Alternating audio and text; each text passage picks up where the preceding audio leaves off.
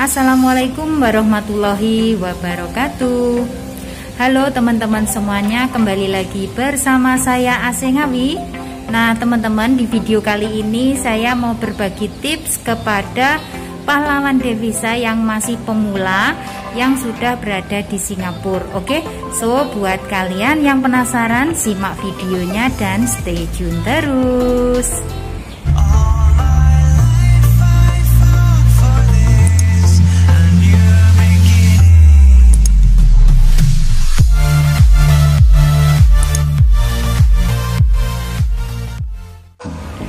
Nah teman-teman, ini bagi pemula ya, bagi pahlawan devisa yang sudah berada di Singapura, yang masih dalam potongan gaji ya.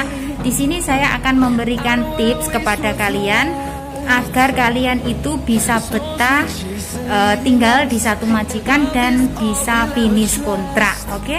So, di sini yang pertama itu tipsnya ya teman-teman. Kalian itu yang pertama itu harus sabar ya.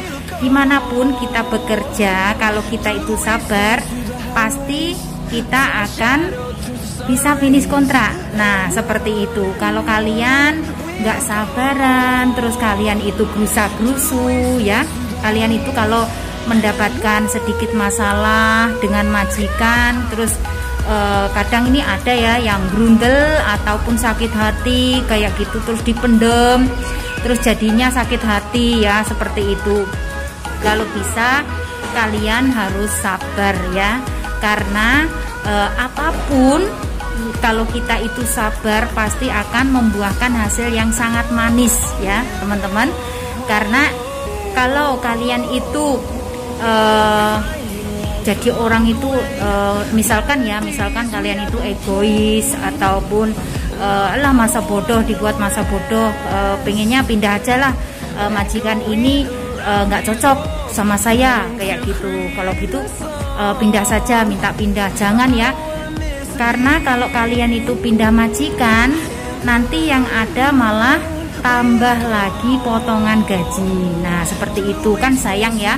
Dari majikan yang pertama belum habis potongan sudah pindah lagi majikan, jadi potongan gaji kalian itu bertambah lagi. Jadi mau sampai kapan kalian mau mendapatkan gaji yang full, gaji yang penuh ya? Kalau bisa jangan.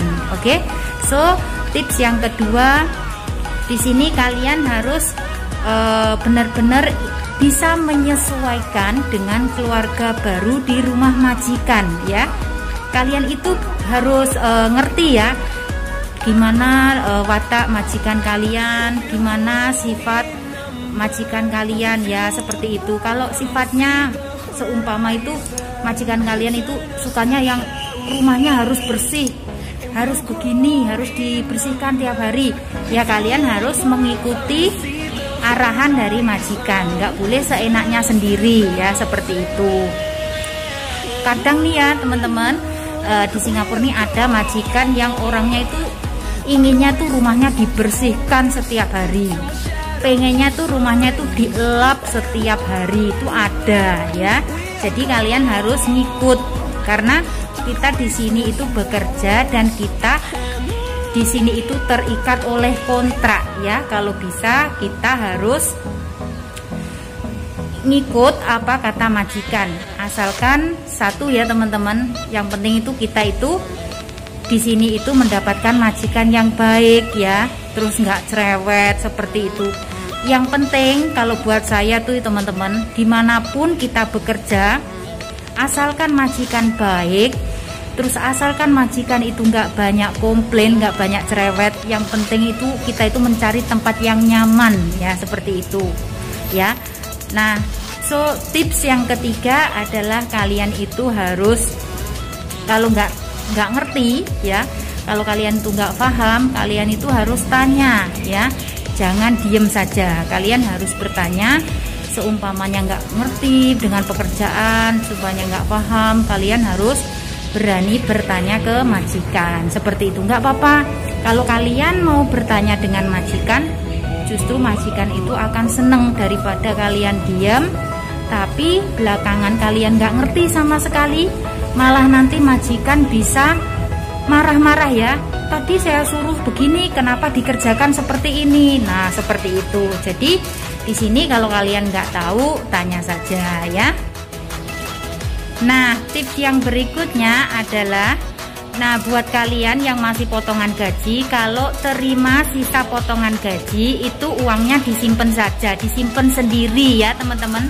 Kalau bisa disimpan sendiri, biar kalian itu merasa ada semangat untuk bekerja, seperti itu loh teman-teman.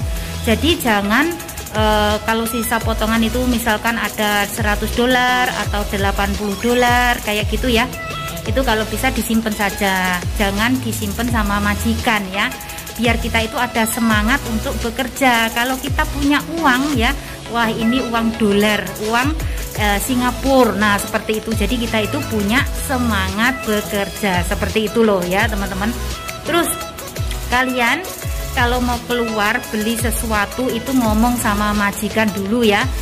Biasanya majikan di Singapura itu yang masih, buat yang masih pemula nih ya, biasanya semuanya itu dibelikan sama majikan. Biasanya itu majikan itu ngerti ya, oh ini masih baru dari Indonesia, jadi nggak ngerti apa yang mau dibeli, jadi semua kebutuhan dicukupi oleh majikan dulu. Biasanya begitu, karena saya dulu waktu di Ang Mo Kio ya, semua kebutuhan saya itu juga dicukupi oleh majikan saya selama saya ngikut di sana, seperti itu ya. Karena saya kan 2 tahun, dalam waktu 2 tahun itu kan nggak boleh libur dan juga nggak ada HP.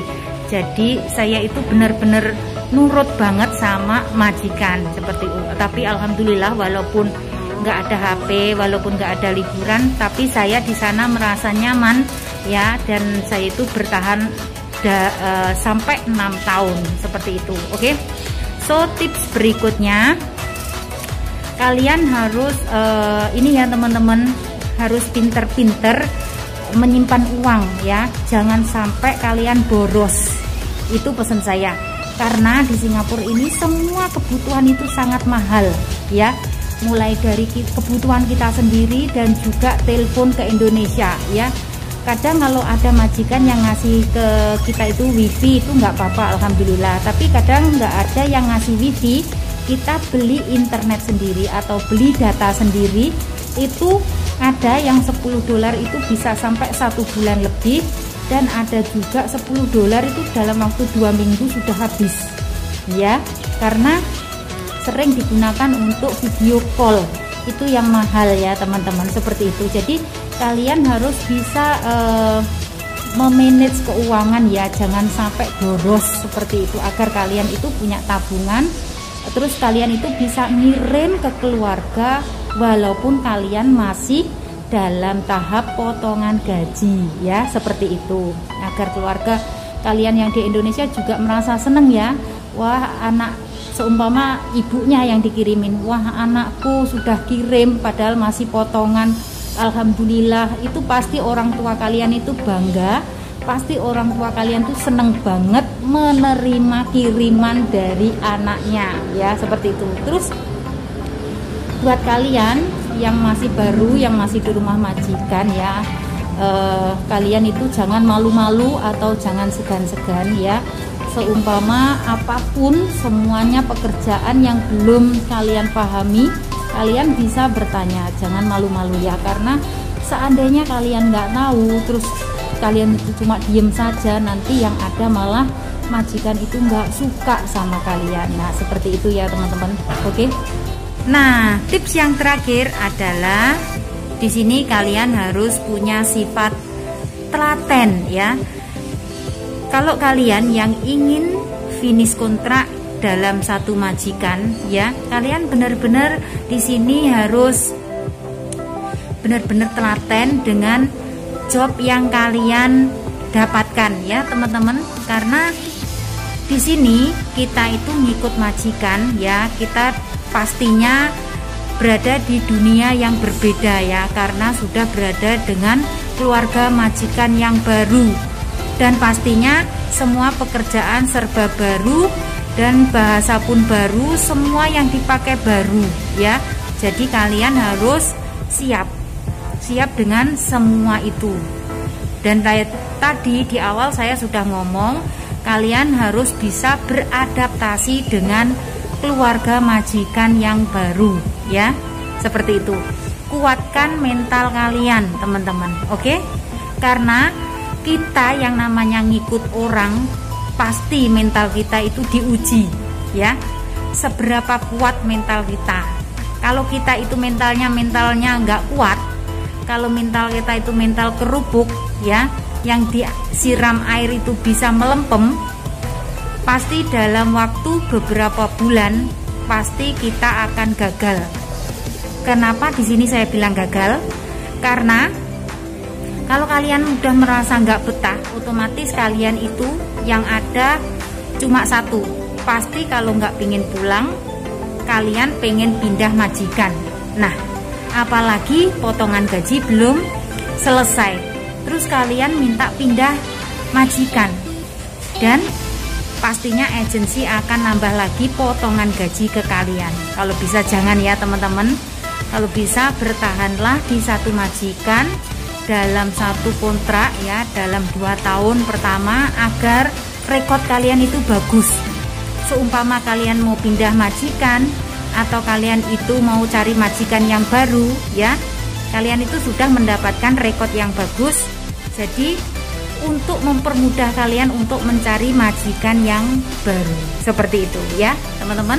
Itu tadi tips dari saya untuk pemula agar kalian bisa finish kontrak di satu majikan dalam waktu 2 tahun. Oke, semoga video ini bermanfaat buat teman-teman saya semuanya, dan saya akhiri vlog video saya sampai di sini. Wassalamualaikum warahmatullahi wabarakatuh. See you on my next video. Bye bye.